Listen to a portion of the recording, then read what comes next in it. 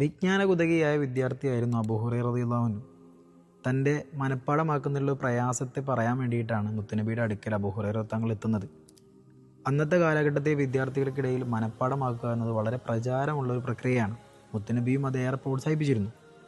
അങ്ങനെയാണ് അബൂ ഹുറൈറ റളിയല്ലാഹു അൻഹു മുത്തുനബിയുടെ അടുക്കലെത്തുന്നത്. തൻ്റെ വിദ്യാർത്ഥിയുടെ പ്രയാസം മനസ്സിലാക്കിയ മുത്തുനബി അബൂ ഹുറൈറ റളിയല്ലാഹു അൻഹുവിനോട് തൻ്റെ മേൽത്തട്ടം ഒന്ന് നീട്ടിപ്പിടിക്കാൻ പറഞ്ഞു. ആ മേൽത്തട്ടത്തിലേക്ക് പുറത്തുനിന്ന് എന്തോ കോരിയിടുന്നത് പോലെ മുത്തുനബി കാണിക്കുകയും പിന്നീട് അത് ഹൃദയത്തോട് ചേർത്ത് പിടിക്കാൻ വേണ്ടി പറയുകയും ചെയ്തു. അബൂ ഹുറൈറ തങ്ങൾ തന്നെ പറയുന്നുണ്ട്, പിന്നീട് ഞാൻ ഒന്നും മറന്നിട്ടില്ല, എനിക്ക് ഹിഫ്ളിൽ വലിയ പ്രയാസങ്ങൾ നേരിട്ടിട്ടില്ല എന്ന്. തൻ്റെ വിദ്യാർത്ഥിയെ മനസ്സിലാക്കിയുള്ള ഒരു ഇടപെടലാണ് മുത്തുനബിയ നടത്തിയത്. ഇങ്ങനെയാണ് ഇസ്ലാമിക അധ്യാപനങ്ങൾ. തൻ്റെ മുന്നിലിരിക്കുന്ന വിദ്യാർത്ഥി ആരാണെന്നും അവരുടെ പ്രശ്നങ്ങൾ എന്താണെന്നും മനസ്സിലാക്കിയുള്ള അധ്യാപനമാണ് യഥാർത്ഥത്തിലുള്ള അധ്യാപന രീതി. ഇന്ന് അധ്യാപന മേഖലയിലെ പ്രശ്നങ്ങൾ കാരണം ഒരു വിദ്യാർത്ഥിയുടെ മരണം വരെ സംഭവിച്ചത് നമ്മൾ ചർച്ച ചെയ്യുകയാണ്. ഇവിടെയാണ് ഇസ്ലാമിൻ്റെ അധ്യാപന രീതികൾ വ്യത്യസ്തമാകുന്നത്. തൻ്റെ വിദ്യാർത്ഥിയെ മനസ്സിലാക്കി തൻ്റെ മുന്നിലിരിക്കുന്ന വിദ്യാർത്ഥികൾക്ക് എന്താണ് വേണ്ടതെന്ന് നൽകുക എന്നതാണ് ഒരു അധ്യാപന വൃത്തി.